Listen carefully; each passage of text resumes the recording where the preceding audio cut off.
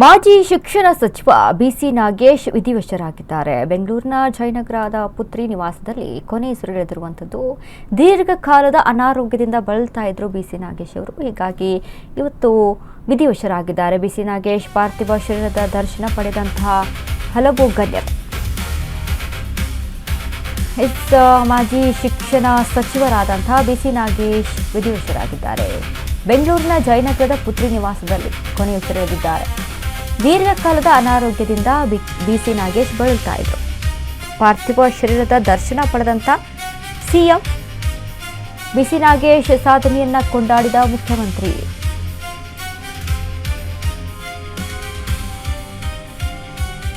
Brain tumour ಇಂದ ಬಳಲ್ತಾ ಇದ್ರು 1 ವರ್ಷದಿಂದ ಬಿಸಿ ನಾಗೇಶ್ ಅಂತ ಹೇಳಲಾಗ್ತಾ ಇತ್ತು. ಇದೀಗ ಪುತ್ರಿಯ ನಿವಾಸದಲ್ಲಿ, ಬೆಂಗಳೂರಿನ ಜಯನಗರದಲ್ಲಿ ಇರುವಂತಹ ಪುತ್ರಿಯ ನಿವಾಸದಲ್ಲಿ ಬಿಸಿ ನಾಗೇಶ್ ನಿಧನ ಹೊಂದಿದ್ದಾರೆ. ದೀರ್ಘಕಾಲದ ಅನಾರೋಗ್ಯದ ಸಮಸ್ಯೆ, ಬ್ರೈನ್ ಟ್ಯೂಮರ್ ಇರೋದ್ರಿಂದ.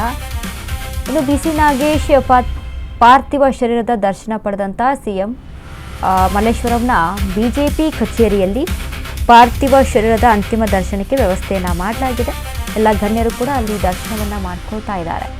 ಇದೀಗ ಬಿಸಿ ನಾಗೇಶ್ ಅವರ ಪಾರ್ಥಿವ ಶರೀರವನ್ನು ನೋಡಿದಂಥ ಡಿ.ಕೆ. ಶಿವಕುಮಾರ್ ಅವರ ಕೆಲಸ ಕಾರ್ಯದ ಬಗ್ಗೆ ಮಾತನಾಡಿದ್ದಾರೆ. ಅವರ ಬಗ್ಗೆ ಹೊಗಳಿಕೆಯ ಮಾತುಗಳನ್ನು ಆಡಿದ್ದಾರೆ. ನೋಡಿ, ರಾಜಕೀಯವಾಗಿ ಏನೇ ಇರ್ಬೋದು, ಯಾವುದೇ ಪಕ್ಷ, ಬೇರೆ ಬೇರೆ ಪಕ್ಷ ಇರ್ಬೋದು ಅಥವಾ ಏನೇ ಆಗಿರ್ಬೋದು, ಬಟ್ ಕೊನೆಯದಾಗಿ ಇಂತಹ ಸಂದರ್ಭದಲ್ಲಿ ಅವ್ರು ಏನು ಮಾಡಿದ್ರು, ಯಾವ ರೀತಿಯಾಗಿ ಕೊಡುಗೆಯನ್ನು ಕೊಟ್ಟಿದ್ದಾರೆ, ಏನು ಸೇವೆಯನ್ನು ಸಲ್ಲಿಸಿದ್ದಾರೆ ಜನನಾಯಕರಾಗಿ, ಇವೆಲ್ಲವೂ ಕೂಡ ಮ್ಯಾಟ್ರ್ ಆಗುತ್ತೆ. ಸೊ ಹಾಗಾಗಿ ಒಬ್ಬ ಮುಖ್ಯಮಂತ್ರಿ ಆಗಿ, ಇನ್ನು ಅವರಿಗೆ ಆತ್ಮೀಯರಾಗಿರ್ಬೋದು ಅಥವಾ ರಾಜಕೀಯ ವ್ಯಕ್ತಿ ಆಗಿರೋದ್ರಿಂದ ಎಲ್ಲವನ್ನ ಕೂಡ ಇಲ್ಲಿ ಪರಿಗಣಿಸಿ ನೋಡಿದಾಗ ಡಿ.ಕೆ. ಶಿವಕುಮಾರ್ ಬಿಸಿ ನಾಗೇಶ್ ಅವರ ಪಾರ್ಥಿವ ಶರೀರದ ವೀಕ್ಷಣೆಗೆ ಅಂತ ಹೋಗಿದ್ದಾರೆ. ಹೋದಂಥ ಸಂದರ್ಭದಲ್ಲಿ ಬಿಸಿ ನಾಗೇಶ್ ಅವರ ಬಗ್ಗೆ ಮಾತನಾಡಿದ್ದು ಕೂಡ ಉಂಟು, ಅವರ ಕಾರ್ಯವೈಖರಿಯ ಬಗ್ಗೆ ಮಾತನಾಡಿದ್ದು ಕೂಡ ಉಂಟು. ಶಿಕ್ಷಣ ಸಚಿವರಾಗಿದ್ದಂಥ ಸಂದರ್ಭದಲ್ಲಿ ಇಡೀ ದೇಶವೇ ಅವರತ್ತ ತಿರುಗಿ ನೋಡುವಂತೆ ಒಂದು ವ್ಯವಸ್ಥೆಯನ್ನು ತೆಗೆದುಕೊಂಡು ಬಂದಿದ್ದರು. ಶಾಲೆಯ ಮಕ್ಕಳ ಒಂದು ಶಿಸ್ತು, ಸಮವಸ್ತ್ರದ ವಿಚಾರಕ್ಕೆ ಸಂಬಂಧಪಟ್ಟಂತೆ.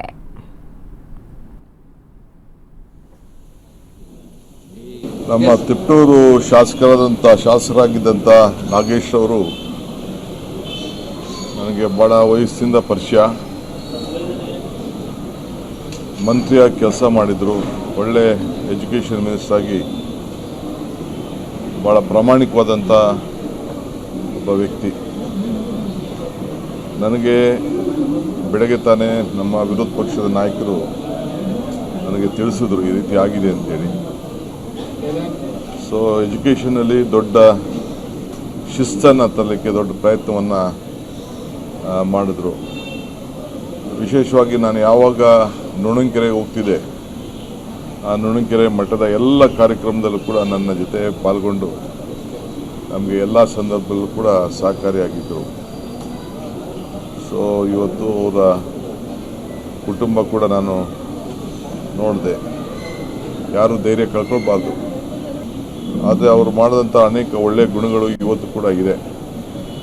ಆ ಕ್ಷೇತ್ರದಲ್ಲಿ ಏನು ದೊಡ್ಡ ಜನಸಂಖ್ಯೆ ಅವ್ರದ್ದೇನಿಲ್ಲ, ಆದರೂ ಕೂಡ ಅವರು ಅಪಾರವಾದಂಥ ವಿಶ್ವಾಸ ಗಳಿಸಿ ಅಲ್ಲಿ ಜನಪ್ರತಿನಿಧಿಯಾಗಿ ಸೇವೆಯನ್ನು ಮಾಡಿಕೊಂಡು ಬಂದಿದ್ದಾರೆ. ಸೊ ಅವರ ಆತ್ಮಕ್ಕೆ ಶಾಂತಿ ಸಿಗಲಿ. ಸರ್ಕಾರ ಕೂಡ ಅವ್ರಿಗೆ ಏನು ಒಂದು ಗೌರವವನ್ನು ಕೊಡಬೇಕು, ಅವ್ರಿಗೆ ಆ ಗೌರವವನ್ನು, ಸರ್ಕಾರದ ಗೌರವ ಎಲ್ಲ ಥರದ್ದು ಕೂಡ ಅವ್ರಿಗೆ ದೊರೀತದೆ. ನಮ್ಮ ತಿಪ್ಟೂರು